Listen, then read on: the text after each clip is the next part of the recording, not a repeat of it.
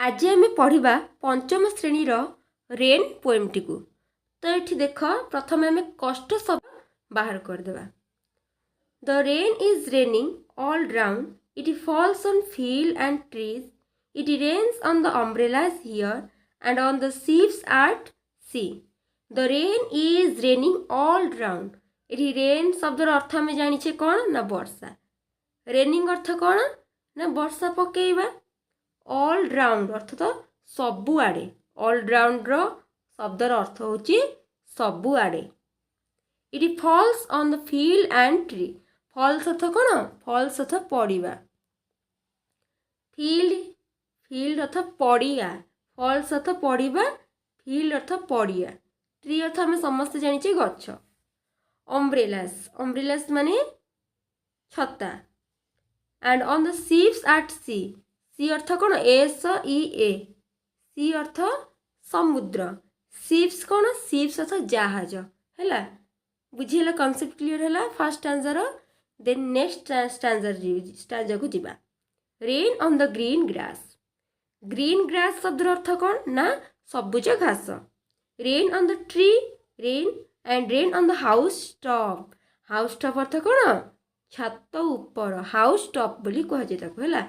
But not अपन मी। अपन अर्थ होची ऊपर। मी अर्थ मते, बट अर्थ किंतु। देन आम ये जो पोएमटी रहा आम ताको बुझीबा से पोएमटी कौन कहूची। The rain is raining all round, it falls on field and tree, it rains on the umbrellas here and on the ships at sea. जितेबेले वर्षा पकाउची ना सेतेबेले कौन वर्षाटा सबुआड़े पकाई थाए। ऑल राउंड सबुआड़े पकाई थाए। मनकर ये गोटे गछटे अच्छी ता पाखे गोटे घरटे अच्छी। नुह कि जो वर्षा पकाउची केवल घर उपर वर्षा पकाउची आउ गछ उपर पकाउनी। सेमती नुह, जितेबेले वर्षा पकाउची से सबुआड़े पकाउची। It falls on field and tree. यह घास पड़िया उपर मध्य पकाउची, गछ उपर मध्य पकाउची। आउ कौन? It rains on the umbrellas here. आउ एठरे थिबा कौन छता उपरे मध्य पड़ुछि। And on the ships at sea. समुद्र रे थिबा जहाज उपरे मध्य वर्षार बिंदुटा पड़ी थाए। Rain on the green grass. Rain वर्षा सबुज घास पड़िया मध्य पड़ी थाए, गछ उपरे मध्य पड़ी थाए, आउ छात उपरे मध्य पड़ी थाए। Rain on the house top. छात उपरे मध्य पड़ी थाए। बट नॉट अपन मी। किंतु मो उपरे पड़ी न थाए। एठी मो उपरे मी शब्दर अर्थ ये मी रिफर्स टू क्या बुझाऊँ ना द पोएट और द चाइल्ड को बुझाऊँ।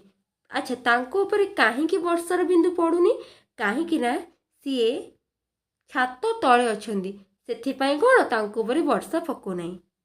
तो नेक्स्ट को यार आम क्वेश्चन आंसर डिस्कसन करवा। Thank you.